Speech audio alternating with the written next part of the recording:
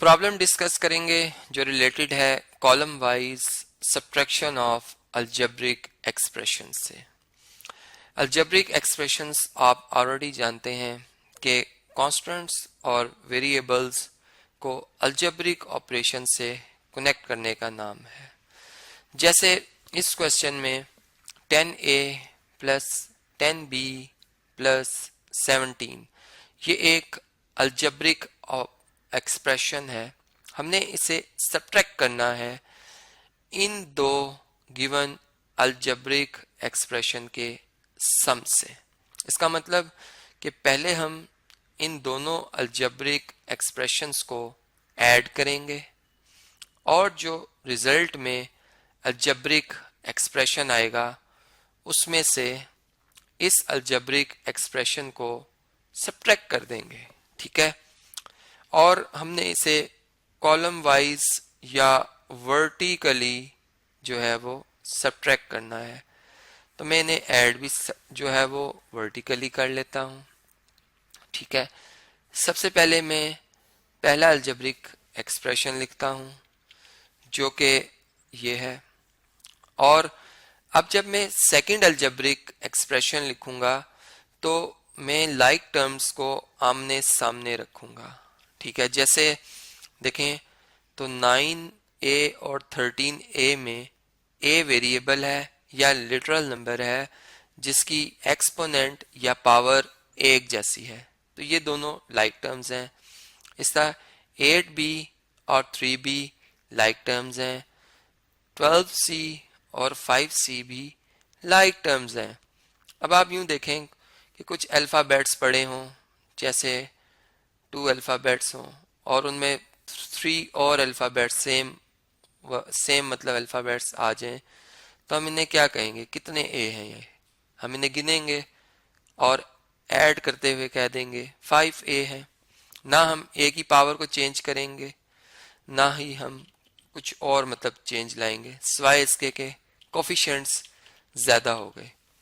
तो हमारे पास जो सम आएगा इन दो अलजेब्रिक एक्सप्रेशन का वो हम यहाँ पे लिख लेते हैं, जो है जी देखें कोफिशिएंट्स आपस में ऐड हो जाते हैं तो ये variable a as it is आ जाएगा। 13 में 9 ऐड किया जाए तो कितना बनता है, चलें इसे हम काउंट करते हैं। यूनिट प्लेस वाले डिजिट्स आपस में ऐड होते हैं तो 3 और 9 12 बनता है। 2 यूनिट प्लेस पे आएगा, 1 को कैरी ले लेंगे, 1 और 1 ऐड होके 2 आ जाएगा 10 प्लेस पे, तो हमारे पास 22a आ जाएंगे। इसी तरह 8b है और 3b है, तो b चूंकि इनमें वेरिएबल है इसको मैं एज इट इज लिख दूंगा और दोनों के साइन प्लस में है इसलिए आंसर भी प्लस में आएगा और 8 और 3 11 हो जाएंगे। सेम 12 और 5 कितने होते हैं जी, 17c आ जाएगा। यह आ गया सम। अब हमने 10a प्लस 10b और प्लस 17 को सब्ट्रैक्ट करना है, ठीक है।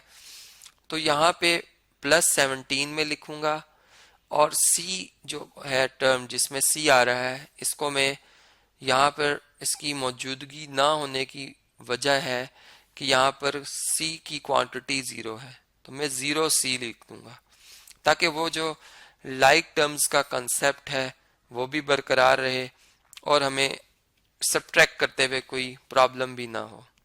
अब चूंकि हम इन्हें सब्ट्रैक्ट कर रहे हैं तो जिसे सब्ट्रैक्ट किया जा रहा है उसकी हर टर्म का साइन भी तब्दील करना है। जैसे इस टर्म का साइन अगर प्लस का था तो अब ये माइनस का हो जाएगा, ये अगर प्लस का साइन था तो माइनस का हो जाएगा, इसी तरह ये भी माइनस का हो जाएगा और ये भी माइनस का हो जाएगा, ठीक है। मतलब अगर ये माइनस का होता तो प्लस का हो जाता। अब लाइक टर्म्स को ऐड या सब्ट्रैक्ट करते हैं, चूंकि यहाँ सब्ट्रैक्शन का साइन आ गया है तो 22a अगर पढ़े हों उनमें से 10a उठा लिए जाए, यानी 22 मैथ की बुक्स में से 10 मैथ ही की बुक्स उठा ली जाएं तो पीछे 12 बुक्स मैथ की रह जाएंगी। इसी तरह यहाँ पे 12A रह जाएंगे। बात समझ गए हैं? बड़ी वैल्यू का साइन प्लस का था इसलिए आंसर में प्लस आएगा। 11B में 11 बड़ा नंबर है, मतलब 10 के मुकाबले में, चूंकि 11B में से 10B सब्ट्रैक्ट कर रहे हैं हम, तो प्लस का साइन आएगा और 1B को हम सिंपल B लिख देंगे, ये 1B है। इसी तरह 17C में से 0C माइनस कर लें तो 17C ही आएगा आंसर। और ये चूंकि इसका साइन चेंज हो चुका है, -17, ये एज इट इज हम डाउन ले आएंगे, मतलब इसका आंसर ये नंबर एज इट इज आ जाएगा। तो ये वो अलजेब्रिक एक्सप्रेशन है जो कि गिवन अलजेब्रिक एक्सप्रेशन के सम करने के बाद डिफरेंस लेने से आ गया है।